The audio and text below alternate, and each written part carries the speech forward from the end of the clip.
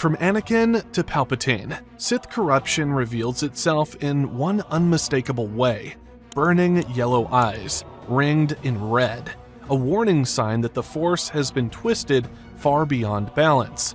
But Count Dooku never changed. No yellow, no red, no corruption on the surface. And yet, Dooku was every bit a Sith Lord. So why didn't Count Dooku have Sith eyes? Let's dive in. Throughout the Star Wars saga, the change in a Sith's eyes serve as a powerful visual marker. It's not just about how they look, but about what their transformation signifies. The yellow eyes are an indicator of the complete surrender to the dark side of the Force. Whether it's Maul, Sidious, or Vader, the change is unmistakable. The once serene, natural eyes become a sickly yellow hue, fringed with fiery red.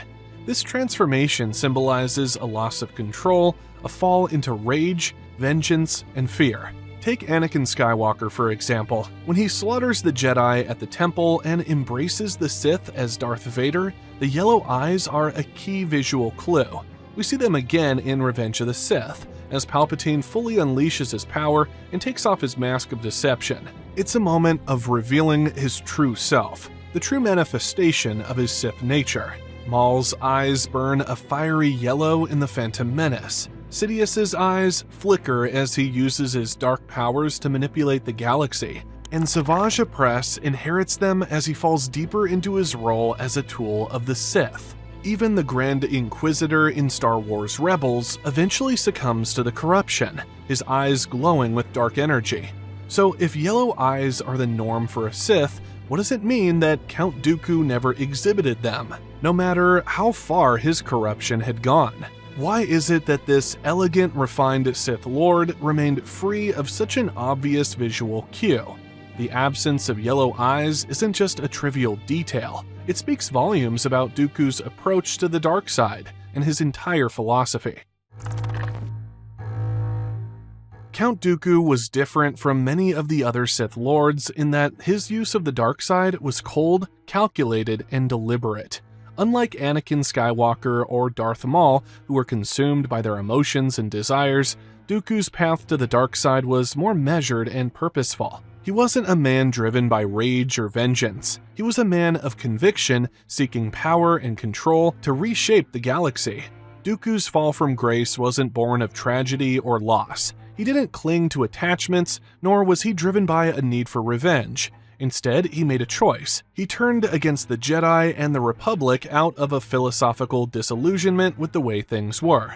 He believed the Jedi Order was corrupt, that it had lost its way.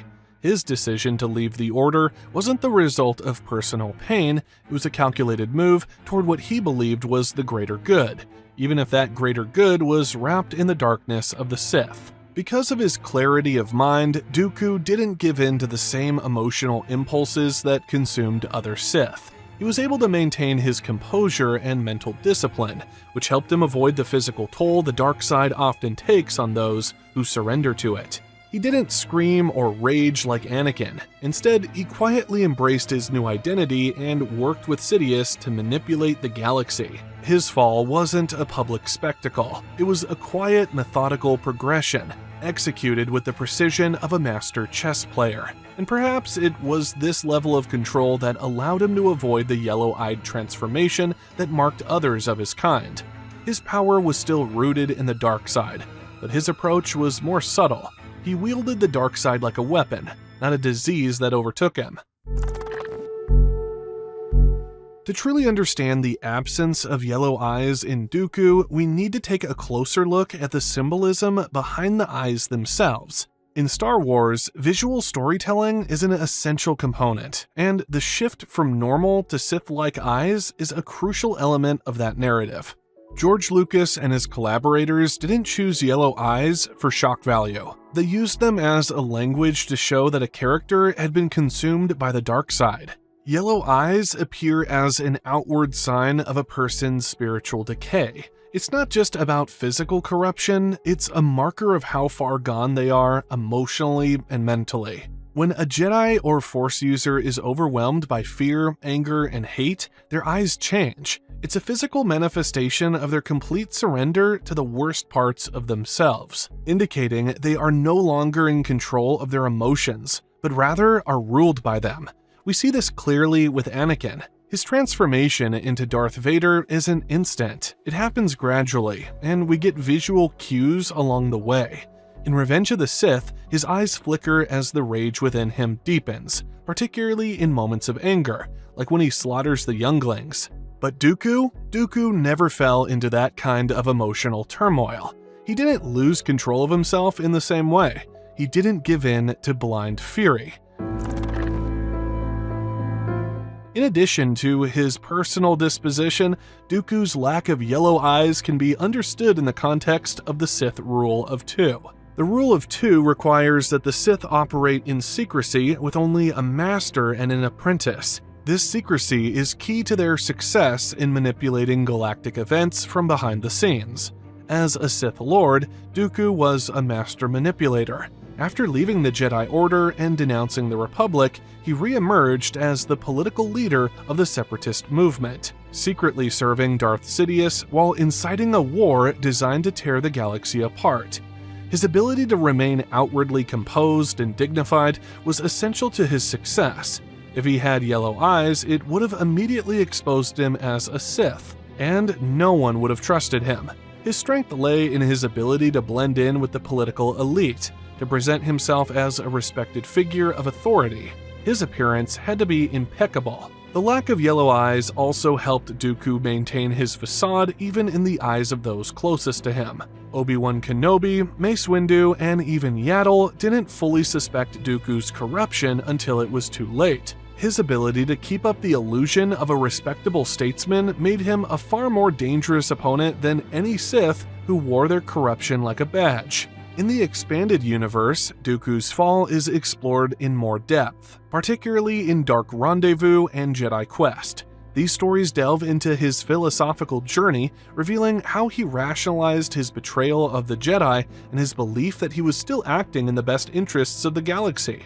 Even in these stories, Dooku's eyes remain uncorrupted, highlighting the difference between him and the more volatile Sith Lords of the past. In Dark Rendezvous, we see Yoda's recognition of how Dooku still speaks like a Jedi. He isn't screaming in rage, he's reasoning, debating, and calculating. This level of self-deception adds an eerie layer to his character. Dooku still believed he could maintain the image of a Jedi, even as he sank deeper into the darkness. In the 2022 animated series Tales of the Jedi, we see a more intimate portrayal of Dooku's fall, giving us insight into his disillusionment with the Jedi Order. The show makes it clear that Dooku's fall was slow and methodical. Nothing about it was explosive or sudden. He made choices, and he justified those choices to himself even as he grew more distant from the Jedi way. And still, there are no yellow eyes. The lack of yellow eyes in Tales of the Jedi wasn't an oversight. It was a conscious decision to preserve Dooku's dignity. He didn't look like a monster because he didn't believe he was one. He believed he was still fighting for a better galaxy, just using different means. This idea of self-deception makes his fall all the more tragic. When we talk about Count Dooku, we can't overlook the role played by the legendary Christopher Lee. Lee, famous for his portrayals of Dracula and Saruman, brought an incredible level of gravitas to the role of Dooku. His portrayal was one of regal elegance, sophistication, and cold menace. George Lucas didn't cast Lee to give us another berserk Sith Lord. He cast him to give us a more refined villain, someone who could exude authority and power without ever having to raise his voice. Lee's Dooku was a character who didn't snarl or scream. He lectured, he reasoned, and he manipulated with calm precision. The absence of yellow eyes was a deliberate choice to maintain Dooku's dignity and sophistication. Yellow eyes would have cheapened the character. They would have turned Dooku into another monster, and that would have undermined everything Christopher Lee brought to the role. Dooku wasn't a mindless brute. He was a master of control, both of the Force and his own emotions. Lee himself embraced this idea, famously stating that Dooku was a villain who believed he was the hero. This complexity added a level of nuance to the character, making his betrayal of the Jedi and the galaxy all the more chilling. Even when Dooku is defeated by Anakin in Revenge of the Sith, Lee plays the scene with a sense of quiet surprise. Dooku's defeat doesn't come with rage or anger, it comes with the stunned realization that he has been used by his master. The darkness he embraced never made him immune to betrayal, and it's that betrayal that finally breaks through his composed mask. The absence of yellow eyes in Dooku's character isn't just a trivial detail. It's a reminder that the Sith don't always appear as monstrous, angry figures. Sometimes the most dangerous Sith are the ones who don't look like villains at all. They're the ones who manipulate with elegance, with logic, with reason. Dooku represents a quieter, more insidious form of the dark side. His calm demeanor, his conviction, and his subtlety made him one of the most dangerous Sith Lords in history. But in the end, Dooku didn't need yellow eyes to show his fall. His actions, his manipulation, and his belief in his own superiority did that for him. So what part of Dooku's fall hit hardest for you? Was it the conviction, the elegance, the tragedy? Let us know in the comments. Like and subscribe for more deep dives, and as always, may the Force be with you.